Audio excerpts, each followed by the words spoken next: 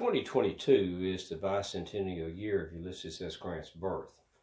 This is a series of vignettes that lift up the people, events, or moments of note in Grant's life as seen through his eyes. These are rich glimpses that give insight into Ulysses S. Grant's life and who or what impacted him to mold the leader he became.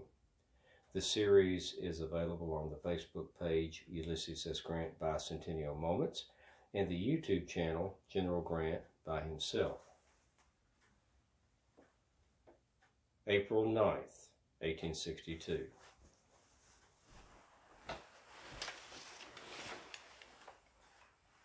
I'm Major General Ulysses S. Grant at headquarters on the banks of the Tennessee River at Pittsburg Landing in Tennessee.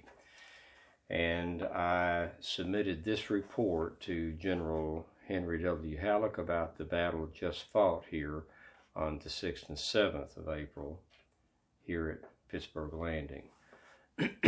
And it is as follows. Headquarters, District of West Tennessee, Pittsburgh, April 9th, 1862. Captain N.H. McLean, Assistant Adjutant General, St. Louis, Missouri. Captain, it becomes my duty again to report another battle fought between two great armies, one contending for the maintenance of the best government ever devised, the other for its destruction. It is pleasant to record the success for the army contending for the former principle. On Sunday morning, our pickets were attacked and driven in by the enemy. Immediately, the 5 divisions stationed at this place were drawn up in line of battle ready to meet them. The battle soon waxed warm on the left and center, varying at times to all points of the line. The most continuous firing of musketry and artillery ever heard on this continent was kept up until nightfall, the enemy having forced the entire line to fall back nearly halfway from their camps to the landing. At a late hour in the afternoon, a desperate effort was made by the enemy to turn our left and get possession of the landing, transports, etc. This point was guarded by the gunboats Tyler and Lexington, Captains Gwynn and Shirk, U.S. Navy, commanding 4 20-pounder Parrott guns and a battery of rifled guns. As there is a deep and impassable ravine for artillery or cavalry and very difficult for infantry at this point, no troops were stationed here except for the necessary artillerists and a small infantry force for their support. Just at this moment, the advance of Major General Buell's column, a part of the division under General Nelson, arrived, the 2 generals named both being present. An advance was immediately made upon the point of attack, and the enemy soon driven back. In this repulse, much is due to the presence of the gunboats Tyler and Lexington and their able commanders, Captains Gwynn and Shirk. During the night, the divisions under General Crittenden and McCook arrived. General Lew Wallace at Crump's Landing, 6 miles below, was ordered at an early hour in the morning to hold his division in readiness to be moved in any direction to which it might be ordered. At about 11 o'clock, the order was delivered to move it up to Pittsburgh, but owing to its being led by a circuitous route, did not arrive in time to take part in Sunday's action.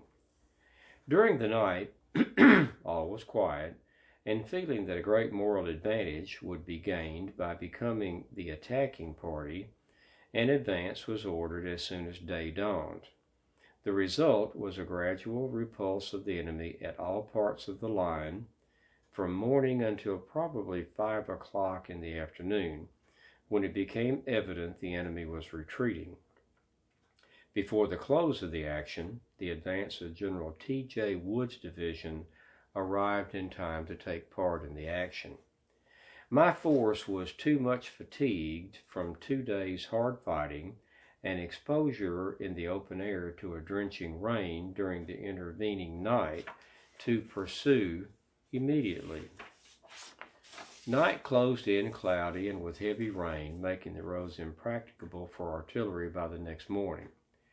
General Sherman, however, followed the enemy, finding that the main part of the army had retreated in good order. Hospitals of the enemy's wounded were found all along the road as far as pursuit was made. Dead bodies of the enemy and many graves were also found. I enclose herewith report of General Sherman, which will explain more fully the result of this pursuit. Of the part taken by each separate command, I cannot take special notice in this report, but will do so more fully when reports of division commanders are handed in. General Buell, coming on the field with a distinct army long under his command, and which did such efficient service commanded by himself in person on the field, will be much better able to notice those of his command who particularly distinguished themselves than I possibly can. I feel it a duty, however, to a gallant and able officer, Brigadier General W.T. Sherman, to make special mention. He not only was with his command during the entire of the 2 days' action, but displayed great judgment and skill in the management of his men. Although severely wounded in the hand the first day, his place was never vacant. He was again wounded and had 3 horses killed under him. In making this mention of a gallant officer, no disparagement is intended to the other division commanders, Major Generals John A. McClernand and Lew Wallace, and Brigadier Generals S.A. Hurlbut, B.M. Prentice, and W.H.L. Wallace, all of whom maintained their places with credit to themselves and the cause. General Prentice was taken prisoner in the first day's action, and General W.H.L. Wallace severely, probably mortally wounded. His assistant adjutant, Captain William McMichael, is missing, probably taken prisoner. My personal staff are all deserving of particular mention, they having been engaged during the entire 2 days in conveying orders to every part of the field. It consists of Colonel J.D. Webster, Chief of Staff, Lieutenant Colonel J.B. McPherson, Chief Engineer, assisted by Lieutenants W.L.D. Jenny and William Cossack, Captain J.A. Rawlins, Assistant Adjutant Generals, Captains W.S. Hillier, W.R. Rowley, and C.B. Lago, Aides-de-Camp Colonel G.G. Pride, Volunteer Aide, and Captain J.P. Hawkins, Chief of Commissary, who accompanied me on the field. The medical department, under the direction of Surgeon Hewitt, Medical Director, showed great energy in providing for the wounded and in getting them from the field, regardless of the danger. Colonel Webster was placed in special charge of all the artillery and was constantly upon the field. He displayed, as always heretofore, both skill and bravery. At least in one instance he was the means of placing an entire regiment in a position of doing most valuable service, and where it would not have been but for his exertions. Lieutenant Colonel McPherson, attached to my staff as Chief Engineer, deserves more than a passing notice for his activity and courage. All of the grounds beyond our camps for miles have been reconnoitered by him, and plats carefully prepared under his supervision, giving accurate information of the nature of approaches to our lines. During the 2 days' battle, he was constantly in the saddle, leading troops as they arrived to points where their services were required. During the engagement, he had 1 horse shot under him. The country will have to mourn the loss of many brave men who fell at the Battle of Pittsburg, or Shiloh more properly. The exact loss in killed and wounded will be known in a day or 2.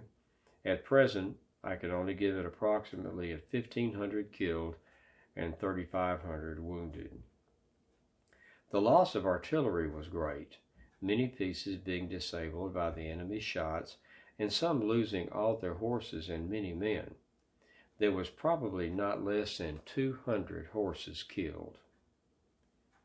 The loss of the enemy in killed and left upon the field was greater than ours.